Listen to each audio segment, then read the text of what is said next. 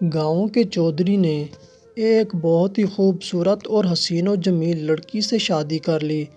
اس لڑکی کا باپ بہت لالچی تھا، اس لیے اس نے چودھری صاحب کی عمر کا تقاضا نہیں کیا اور اپنی بیٹی کی شادی چودھری صاحب سے کروا دی۔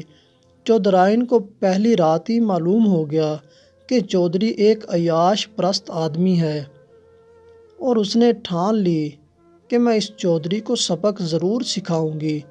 شادی کے بعد بھی چودھری صاحب نے عیاش پرستی والا کام نہیں چھوڑا۔ اس چودھری نے ایک رواج بنایا ہوا تھا کہ وہ ہر سال کے خاص تہوار کو اپنے گاؤں کے نوجوان شادی شدہ جوڑوں کو دعوت پر بلاتا تھا اور ان کی خوب خدمت کرتا۔ ہر قسم کے کھانے اور مشروبات ان کے سامنے رکھ دیے جاتے، اور جس دن اس چودھری کی دعوت کا دن ہوتا تو گاؤں کی شادی شدہ نوجوان لڑکیاں دلہن کی طرح تیار ہوتی۔ دعوت نامے والے دن چودھری مہمان خانے کے دروازے پر کھڑا ہوتا اور ہر آنے والے شادی شدہ جوڑے کو خوش آمدید کہتا۔ لیکن ہر سال چودھری کی دعوت نامے کے ختم ہونے کے بعد ایک نوجوان خوبصورت لڑکی وہاں سے غائب ہو جاتی اور پھر ایک ہفتے بعد واپس گاؤں آ جاتی۔ چودھرانی کو جب اس بات کا پتہ چلا تو اس نے ٹھان لیا کہ اس بات کی تحقیق کر کے رہوں گی، اور چودھری کے اگلے سال ہونے والے دعوت نامے کا انتظار کرنے لگی۔ جب اگلا سال آیا تو چودھری نے معمول کی طرح شادی شدہ جوڑوں کی دعوت کی، تو اس بار چودھرائن نے ایک چال چلی۔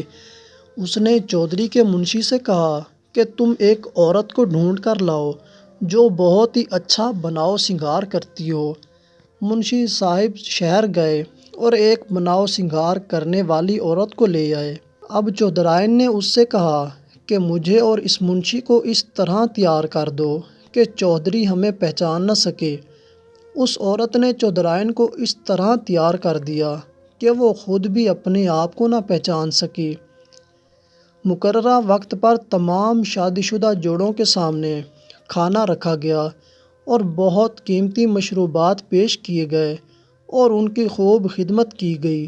لیکن جیسے ہی دعوت نامہ ختم ہوا تو چودھری صاحب نے اپنے آدمی کو اشارہ کیا کہ جاؤ اور سب سے خوبصورت لڑکی کو اٹھا کر میرے ڈیرے پر لے جاؤ، کیونکہ اس کو پہلے بھی جو سب سے خوبصورت اور حسین و جمیل لڑکی لگتی وہ اس کو دعوت نامے کے بہانے وہاں سے اٹھوا لیتا اور اپنے ڈیرے پر لے جا کر ساری رات اس کے ساتھ گزارتا اور ایک ہفتے تک اسے اپنے پاس ہی رکھتا، اور پھر اس لڑکی کو گاؤں میں چھوڑ دیتا، اور وہ لڑکی اپنی عزت کی خاطر کسی کے سامنے نام نہ لیتی۔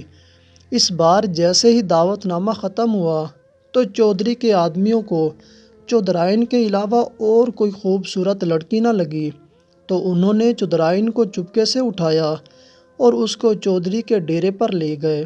جب رات ہوئی تو چودھری صاحب کمرے کے اندر داخل ہوئے تو اس لڑکی کو دیکھ کر اس سے کہا کہ تم سے پہلے میں سینکڑوں لڑکیوں کے ساتھ راتیں گزار چکا ہوں، لیکن تم سے زیادہ کوئی خوبصورت نہیں دیکھی۔ جیسے ہی چودھرائن نے یہ بات سنی تو چودھرائن اپنے بستر سے اٹھی اور اپنا تمام بناؤ سنگار ہٹایا تو چودھری کے پیروں تلے زمین نکل گئی۔ چودھرائن نے کہا کہ میں نے سنا تھا کہ تم ایک عیاش پرست آدمی ہو، لیکن تم اتنے گھٹیا انسان ہو سکتے ہو، یہ میں نے سوچا بھی نہ تھا۔